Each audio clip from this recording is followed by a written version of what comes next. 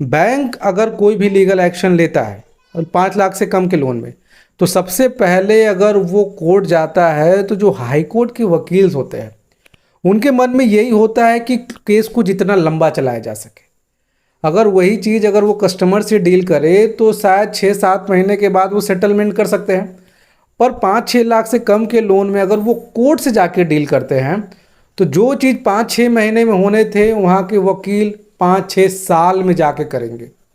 तो बैंक का जो भी पेमेंट आज आना था वो 6-7 साल बाद आएगा, क्योंकि बैंक को बहुत अच्छे से पता है कि जो पैसे थोड़े से मेहनत से यहाँ पे डिस्काउंट करके कॉम्प्रोमाइज़ सेटलमेंट करके थोड़ा सा रिकवरी एजेंट से डरा धमका के जो पैसे आ जाएंगे, अगर वो कोर्ट जाते हैं तो 5-6 साल तक आने की कोई संभावना नहीं है।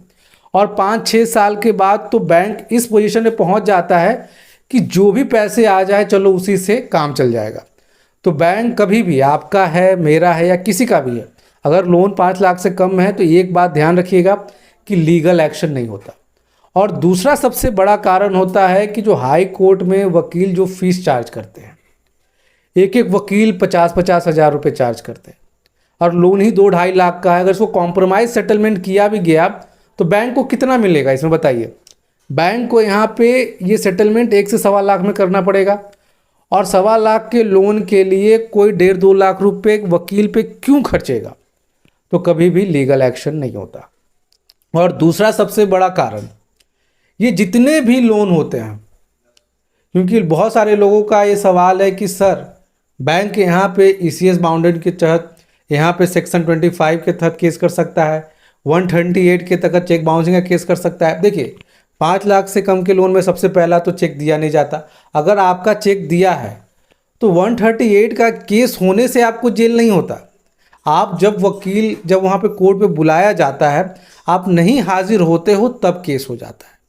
आप कोर्ट जा रहे हो, आपके पास पैसे नहीं है, कोई दिक्कत नहीं है, जाओ, मत दो पैसे, आप जाइए वहाँ पे इंटरटेन कीजिए और कोई समस्या नहीं है। पैसे नहीं है, कभी भी कोई दिक्कत नहीं होता।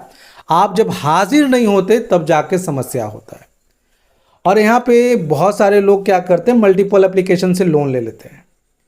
पर उनका ये सवाल होता है कि सर हमने मल्टीपल एप्लीकेशन से लोन लिया है, पर आपने मल्टीपल एप्लीकेशन से अलग अलग अमाउंट में लोन लिया है। आपने एक ही एप्लीकेशन से 10 लाख से ज़्यादा का तो लोन ले नहीं लिया है। और 10 लाख आप आराम से देखोगे, कभी भी किसी के पास भी अगर लोक अदालत का नोटिस आया है तो यहाँ पे बिजनेस लोन होता है, यहाँ पे आपके जो पर्सनल लोन होते हैं, क्रेडिट कार्ड होता है, 138 का भी मामला आता है। तो जो मामला लोक अदालत में सुलझाया जा सकता है, जो मामला दोनों बैंकों के बीच में आपस में ख़त्म किया जा सकता है, उसके लिए कोर्ट क्यों जाना। आपके पास अगर लोक अदालत का नोटिस आया होगा तो आपने देखा होगा कि बैंक यहाँ पे कॉम्प्रोमाइज़ करती है कि इतना लोन है, आप इतना पेमेंट कर दो, बैंक यहाँ पे समझौता करता है। तो जो चीज़ समझौता योग्य है उसके लिए बैंक केस क्यों करे। और लोक अदालत की बात अगर हम करें तो लोक अदालत में तो लोग उनके नोटिस देख के जाते तक नहीं है। तो क्या आपको जेल जाना पड़ता है? बिल्कुल नहीं। अगर लोक अदालत नहीं जाते तो कितने लोग जेल जाते हो, क्योंकि यहाँ पे समझौता कराना मेन पक्ष है। बैंक जानता है कि यहाँ पे कस्टमर से लड़ के उन पे केस करके पैसे रिकवर नहीं होते। यहाँ पे सबसे बड़ा काम है कि कस्टमर के साथ डील करना। आप एक बार नहीं जाओगे, दूसरी बार आएगा, दूसरी बार नहीं जाओगे, तीसरी बार नहीं आएगा। और बैंक उसके बाद भी, सिर्फ लोक अदालत की बात नहीं मैं कर रहा, उसके बाद भी देखे होगे कि वो सेटलमेंट करने पे पड़ा रहता है।